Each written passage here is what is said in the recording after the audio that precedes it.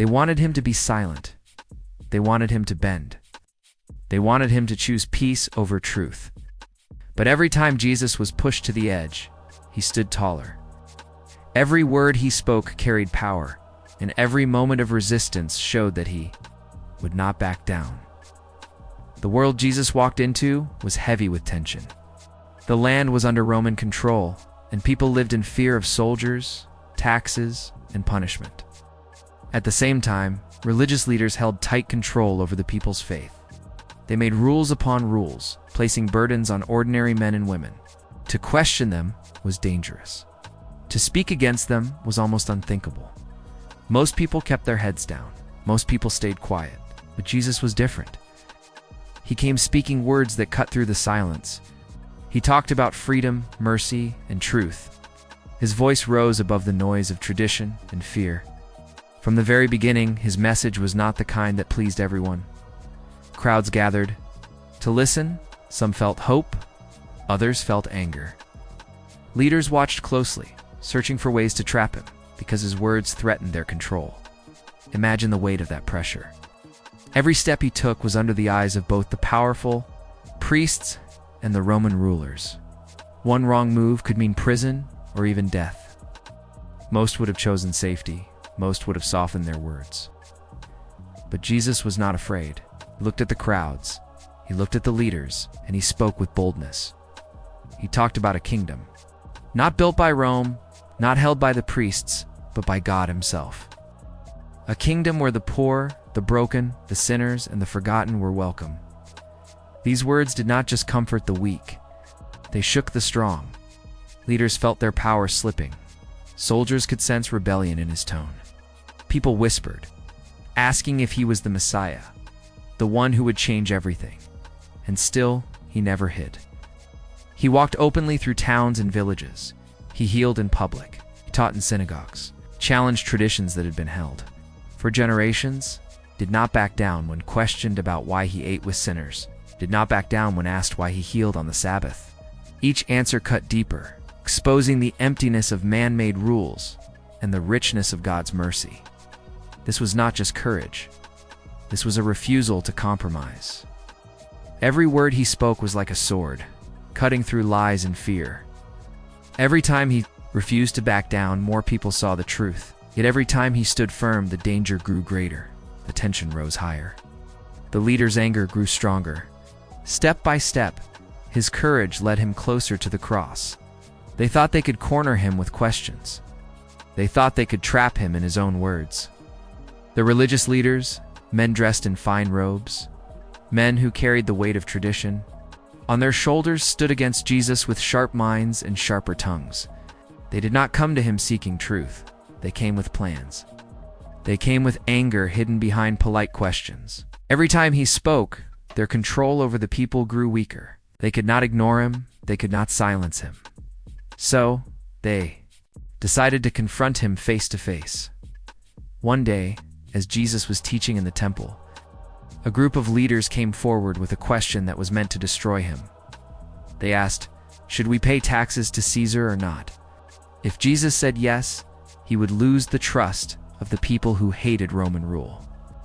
If he said no, he could be accused of rebellion against the empire. The trap was set.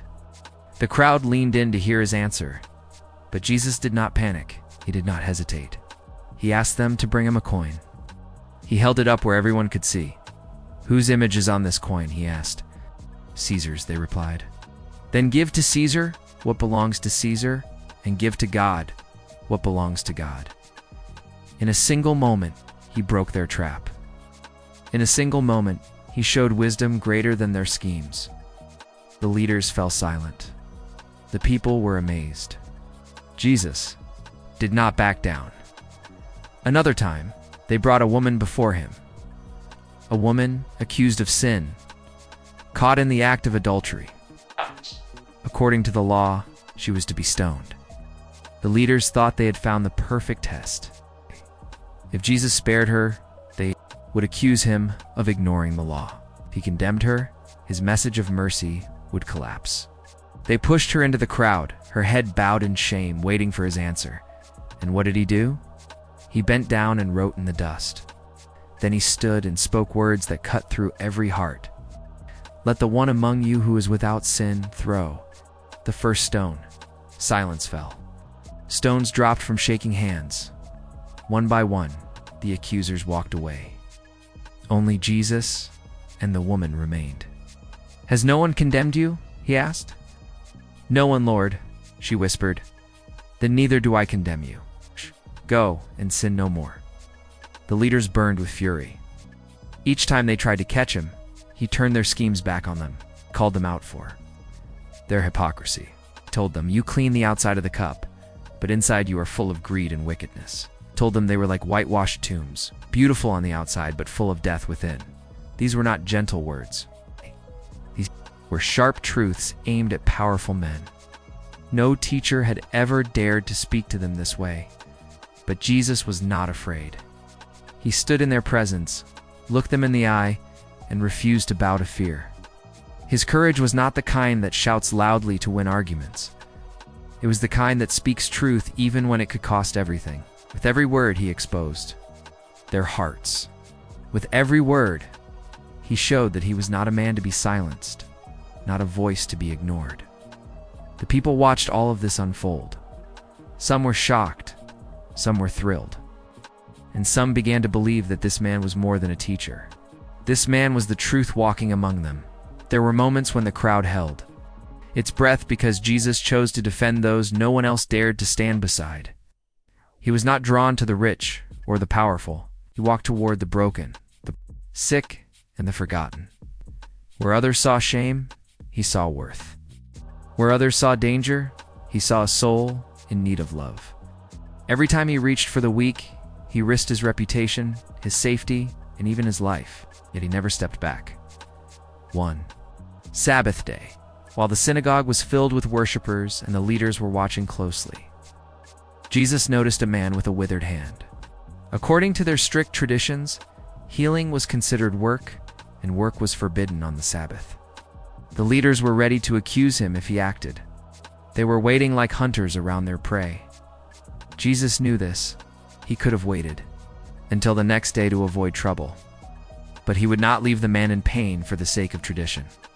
He stood up and called the man to the center of the synagogue, placing him where everyone could see.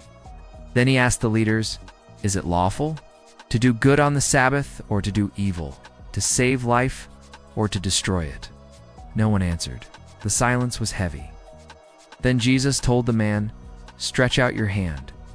The man stretched it out, and before the eyes of all, his hand was restored, whole and strong. Anger filled the hearts of the leaders. They cared more for rules than for mercy. Jesus cared more for mercy than for their rules. He did not back down. Another time he sat at a table surrounded by tax collectors, the kind of men society hated.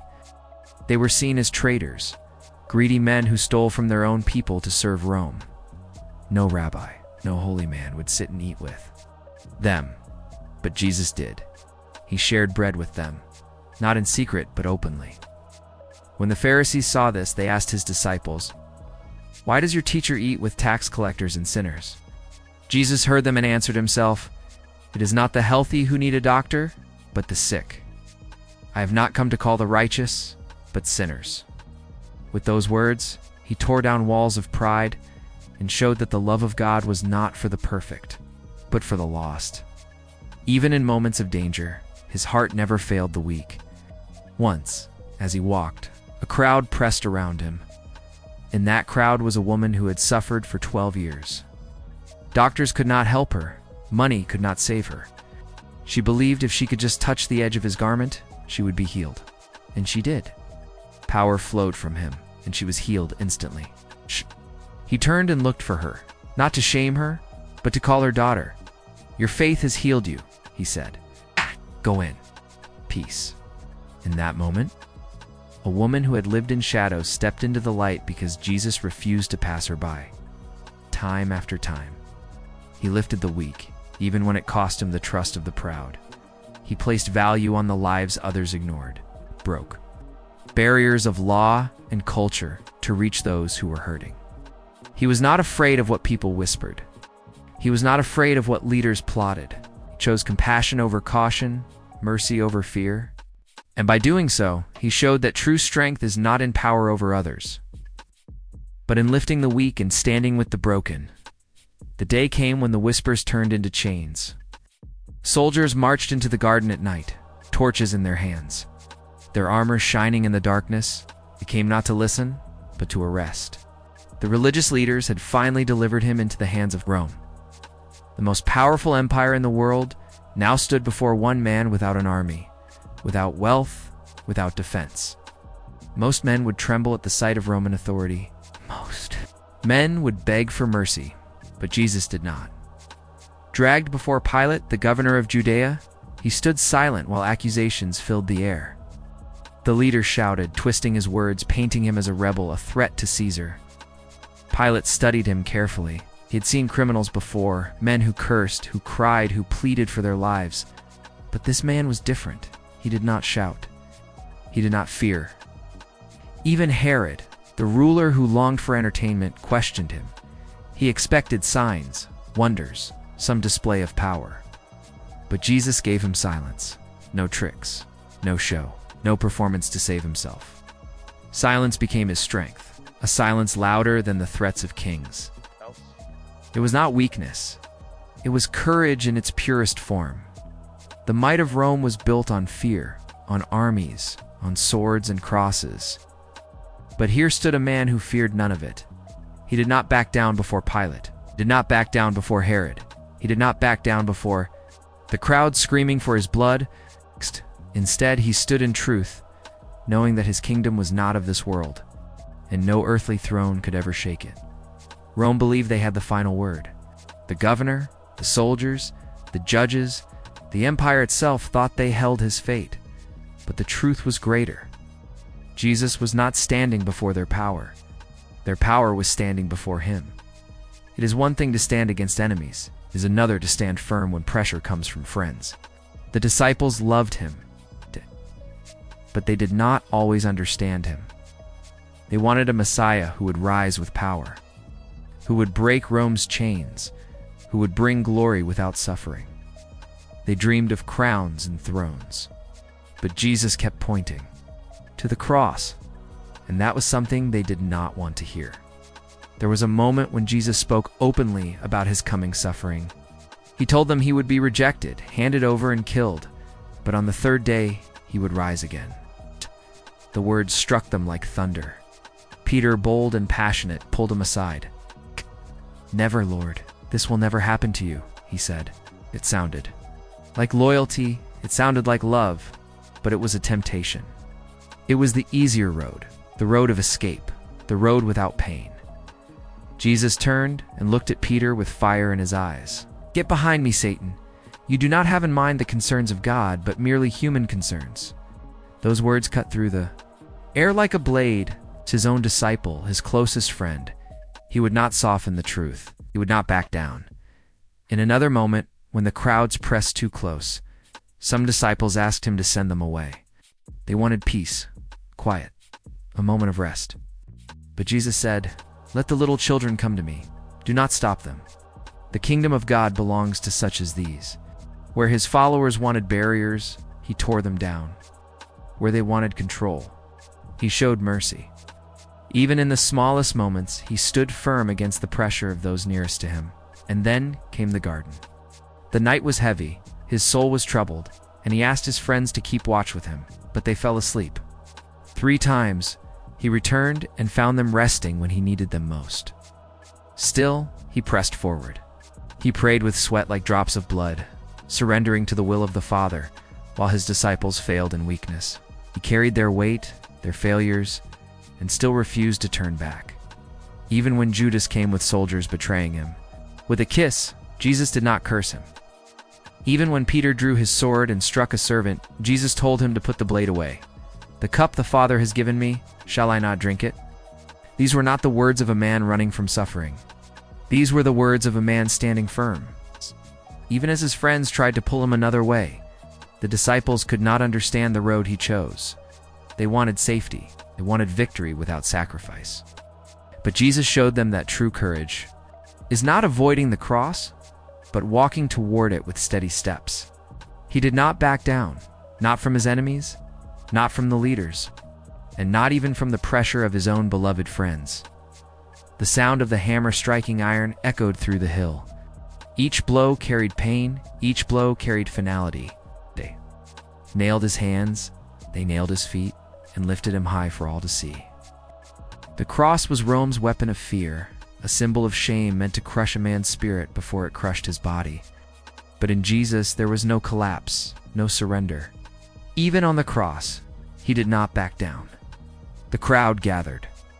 Some mocking, some weeping, some simply curious to watch another death. Leaders sneered, saying, "If you are the Son of God, come down from the cross." Soldiers laughed, offering him vinegar. When he thirsted, the thief beside him cursed and demanded proof of power. Everywhere around him was pressure to give up, to save himself, to escape the suffering. But he stayed, not because he could not come down, but because love held him there. Nails did not keep him on the wood. Love did. In the midst of agony, he looked down and saw his mother, her face torn with grief. He spoke words of care, giving her into the hands of John, his beloved disciple. Even in death, he protected. Even in pain, he gave. Then he turned his eyes to the thief who believed, the thief who whispered, "Remember me when you come into your kingdom." And Jesus promised, "Today you will be with me in paradise." These were not the words of defeat. These were the words of a king, still ruling, still saving, even as he bled. The sky darkened. The earth trembled. It was as if creation itself could not bear the weight of what was happening. From the cross came a cry, my God, why have you forsaken me?" It was the voice of deep suffering, the sound of carrying the sin of the world. Yet even in that cry, he pressed forward, refusing to turn back. His mission was not broken. His mission was being fulfilled. At last, he spoke the words that echoed through eternity. "It is finished." Not spoken in despair, but in victory. The work was complete. The sacrifice was given. He bowed his head, and he gave up his spirit. To the eyes of Rome, it looked like another death. To the leaders, it looked like another troublemaker. Silenced. But in truth, this was the greatest act of strength the world had ever seen. On the cross, Jesus refused every chance to back down. He embraced the pain, he endured the shame, and he turned the weapon of fear into the doorway of hope. Cross was not defeat. It was the final stand of a Savior who would not compromise. It was love unbroken, courage unshaken, victory hidden in suffering. And because he did not back down, the story of the cross is not an ending. It is the beginning of life for all who have believe. The story of Jesus is not just about a man who lived long ago. It is the story of unshakable courage, the kind of courage that refused to bend under pressure, refused to bow before fear, refused to back down, even in the face of death. From the temple courts where leaders tried to trap him, to the moments where his own disciples misunderstood him, to the trial before Rome, and finally to the cross itself, he stood firm. He never once chose the easy path. He never once traded truth for comfort. And what makes this story more powerful is that his strength was never for himself. He did not fight for his own safety. He did not endure the cross for his own gain. Every word, every stand, every drop of blood was for others. For the weak, for the lost, for the broken, for the guilty, for all humanity. He chose not to back down because love does not step away. Love does not give up. Today, his example still speaks. In a world filled with pressure, where it is easier to stay silent, easier to compromise, easier to walk away from truth, the story of Jesus reminds us of another way.